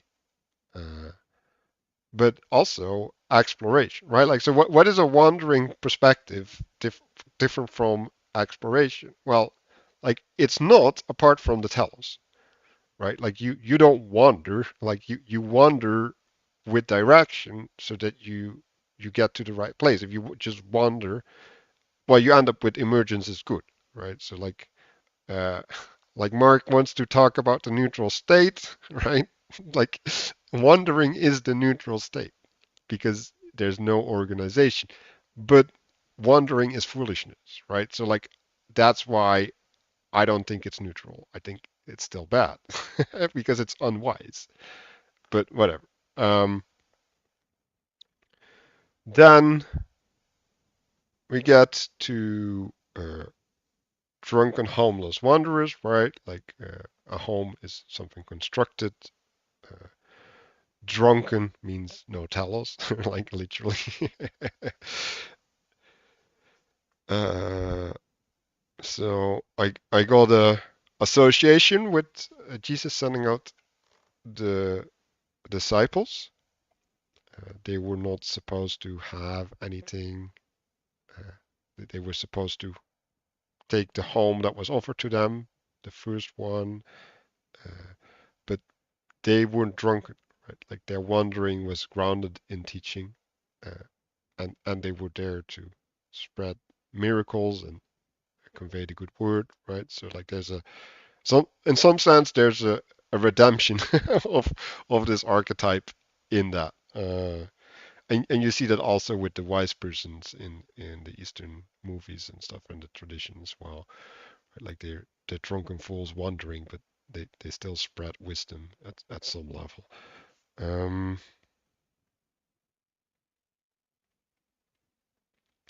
Yeah, so at the bottom, moreover, this also includes music as a flowing influence that makes the okay. Um, Oh yeah, so there's a reference at the bottom, sorry. Subversive and recreative influence of music is nowhere more evident than in rock and roll, a strange undercurrent of change which is often expressed through dark imagery, self-destruction, and death. And so like there's a unbound nature there, which is related to the loss of a container, right, or domicile.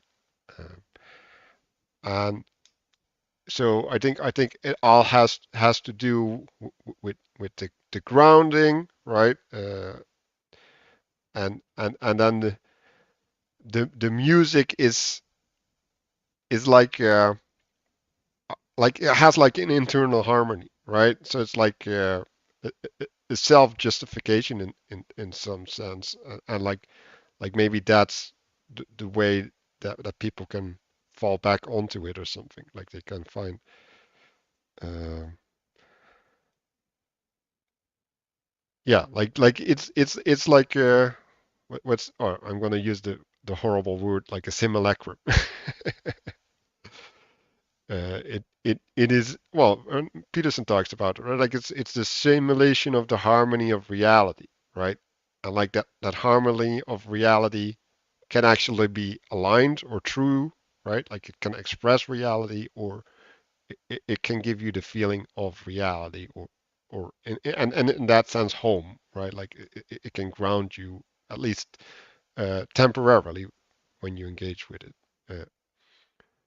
And it can provide contrasts for understanding.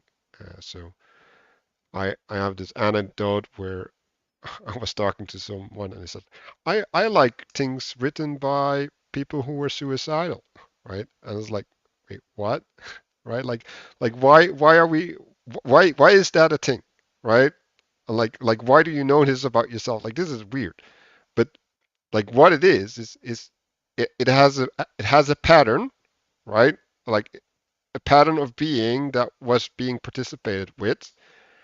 And so yeah, you can find home in that which you know, right? You can find comfort. It's the devil you know. And so that's where we got from clowns. I don't know. I like the bit that you had about the apostles being sent out by Jesus two by two and then relying on the hospitality of people, because I've been seeing kind of like the stark contrast now that St. Paul is kind of going out to the Gentiles out throughout Greece, that he and Rome, that he's explicitly telling people to not accept or to not impose on the people that they're going out and visiting, which is interesting, and that he makes like a big point of himself, like that he is still receiving support from people, but he's actively trying to work. And he even says, I've been working day and night so that I can have food and not impose on you guys, even though I may actually have a right to material support for giving you spiritual support. But to kind of exemplify for you guys, I'm also going to go in and perform this additional work so that you can see this is how it's done. And that's a very interesting sort of contrast between like the hospitality of the inside to the kind of working outside and kind of building up, that I've been seeing has been very interesting. So that actually connects to something I read. So I read a book about prayer from my pastor, and he was talking about the spiritual principle of giving. And so he was talking about this pastor who wanted to be healed, and he didn't pray for his own healing. He prayed for the healing of others, and through the prayer of healing, of praying for healing of others, he got healed. Right. So like the way I translate that is like he didn't have the wisdom to to see healing or to partake in healing or whatever, right? And you can't have it self-referential, like then you end up in the consuming the yeah the what is the cannibalistic modality, right? And so if you give to others, right, like then you you get to partake in the pattern of healing, right? And then you can reapply that to yourself. So you can find it in the world first, and then it comes to you, right? And and another part is if tithing, right? So like that's the giving of work, right? Or the fruits of your labor. And the giving away of that builds something, right? Like it allows the building of the kingdom, right? And through that, you get things back through other means, right? That you can't predict and you can't buy, right? So to go back to the air conditioner, right? Like like it has to be at least advertised to you. Like that's one way that it gets to you, but the better way is that someone else prays for you, right? As like, oh, they need an air conditioner. Like I'm gonna bring that person an air conditioner, right? So you get this principle of giving that has a, a different way of letting things come into being, right? And Mark, I think collective sense making, but it's more, right? Like it's more than sense making because it's like a collective manifestation or something, right? Because like now there's this spirit, uh, and and and so to connect that to prayer, right? So prayer is the attending of attention to the other that allows you to call in to being things for them, right? And and uh, that yeah, that relationship allows goodness to spread all around you, and then that will return at some point, like in whatever manner. Um, and I think that's what Paul shows, right? Like, oh yeah, and the other part is because I forgot this part. It also grows yourself spiritually, right? Like that was related to the healing example, right? Like in the giving, you grow, uh, you go beyond yourself, and in the going beyond yourself, you become more. You become bigger, right? And then you get Carl Jung. You don't solve your problems; you grow bigger than them. So yeah. I want to add one more thing to that that I think is complementary, and I'm so glad that you mentioned that. That I think we're actually switching places right now. So where I could have mentioned St. Paul's thing, and then you applied that to prayer, I'm going to then go to the kind of inside bit of the people kind of entering into the hospitality of those others within the same context of the prayer. So you can take a simple prayer like the Jesus prayer, and you can look at that within the context of the gospel story of the foreign woman who has the sick daughter, and she's the woman that Jesus says, oh, well, he basically describes her almost as if like a dog that, and she says, oh, that even the dogs can have the crumbs that fall from the table, and it was a test of her faith. But when she presents the problem of her daughter, she says, have mercy on me, in reference that she has joined herself to the suffering of her daughter as if it were her own, and then kind of call that on her. And then that's the same thing with the Jesus prayer, where you said, have mercy on me, a poor sinner. But you're not just saying it for yourself. You're then kind of meditatively thinking of, oh, here's this thing that's happening over here. I'm joining myself to it, and then where I'm standing, like, come here, like it's that type of thing. But I really like that we kind of we switch spots there.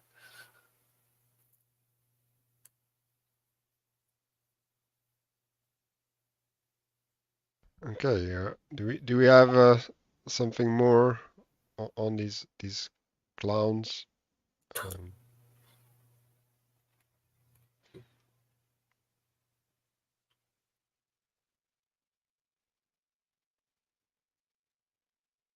Um, It was just, there was one thing that, in addition to showing the extremes that he points out to in the book, they're also showing the margin, like we're extreme and away from the center, is what clowns in the circus is doing.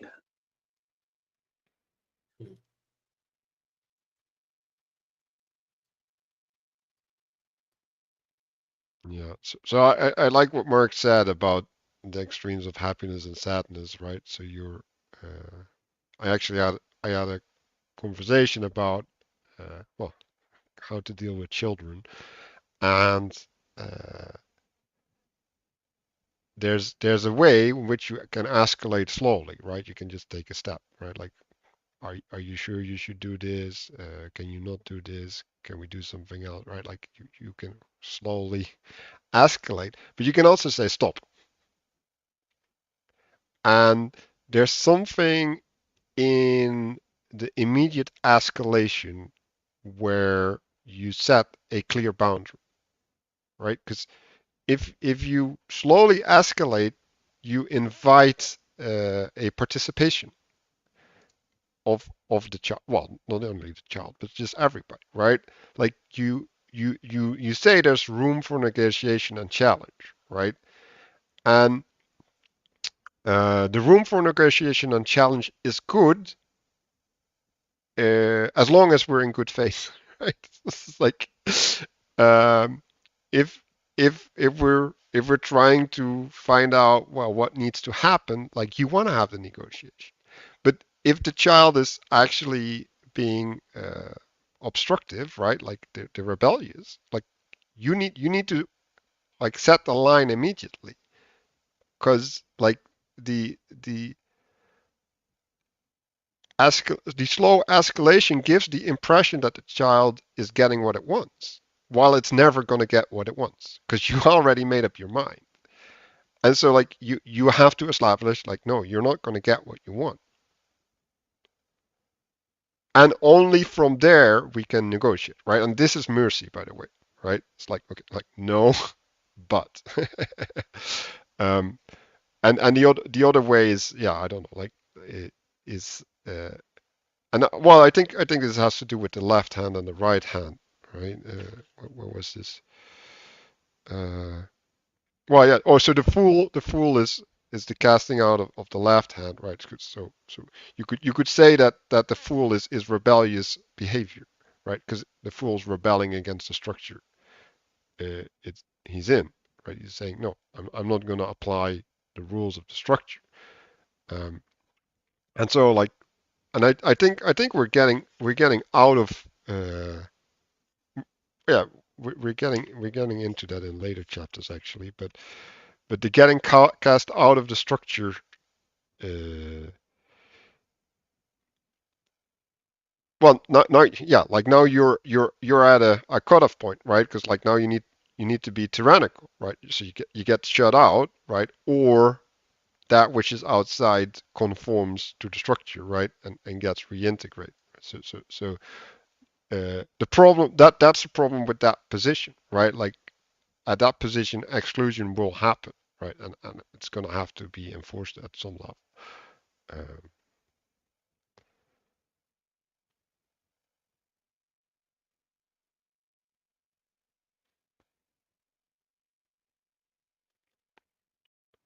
so, any any last words before uh, we're going to the integration?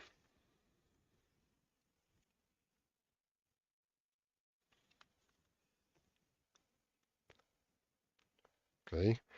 Um, I want to invite someone to offer a perspective that we can use during the integration. So is there like a relevant way to think about what we talked about?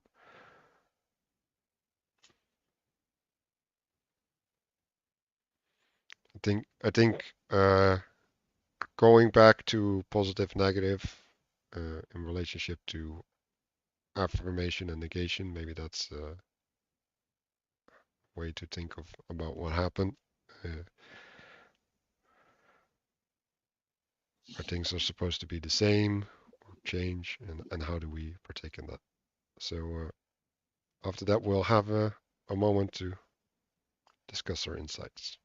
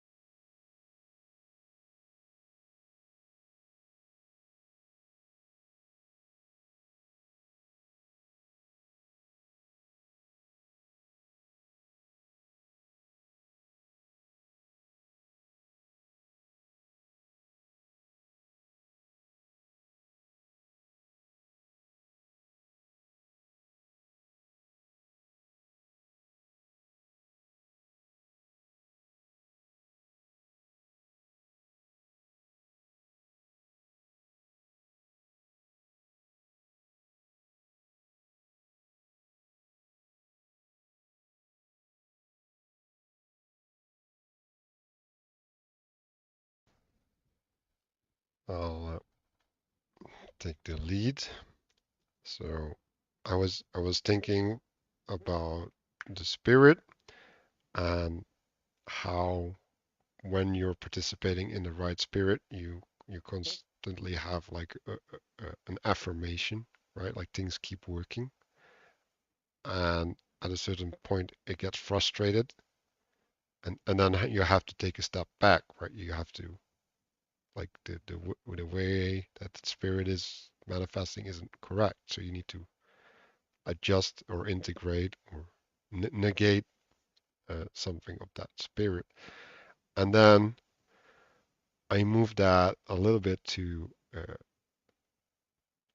well, articulating something, right? Because like what I'm doing is I'm re-articulating, trying to find the right way to express certain things. And it's like, well, what are you doing? Well, you're in some sense, at least I'm trying to pinpoint like what is the telos that I'm serving, right? Like, because I'm trying to express something, and I'm in a frame, right?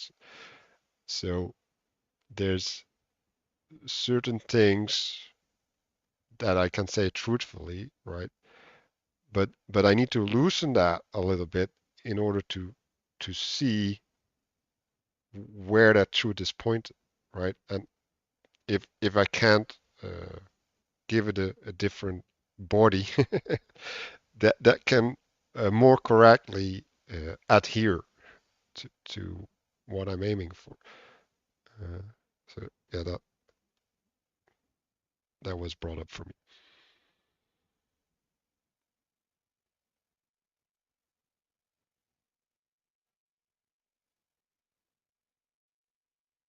I was just kind of reflecting a little bit of this thing of, in the sort of renewal cycle, and kind of like, you suffer the entropy, and then you have to go into renewal, and then sometimes you can kind of overshoot, or you can have these different kind of, sometimes the cycle is sped up so fast that you actually can't really catch up with these things. And I noticed this explicitly over like the last 24 hours, more or less, that I kind of encountered I encountered a work day where everything was kind of off, and the storms were messing everything up, and a bunch of people who were normally there were not there because their power got shut off and everything like that.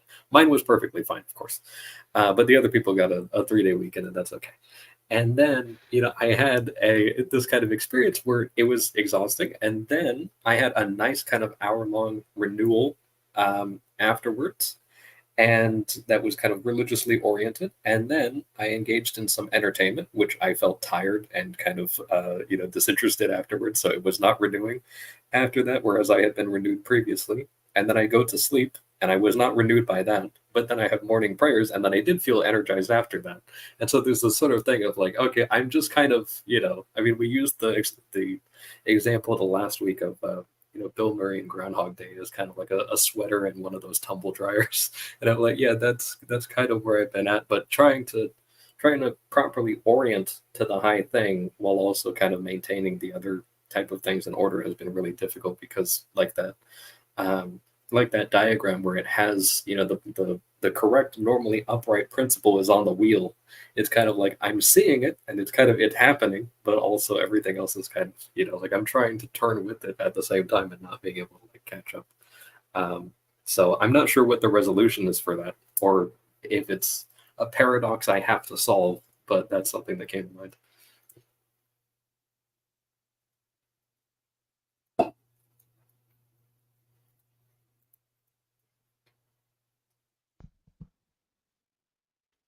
Good. Do we all feel complete? Okay, then I'll end the recording. See you all next time. Thank you for watching. Matthieu Clark. Much love.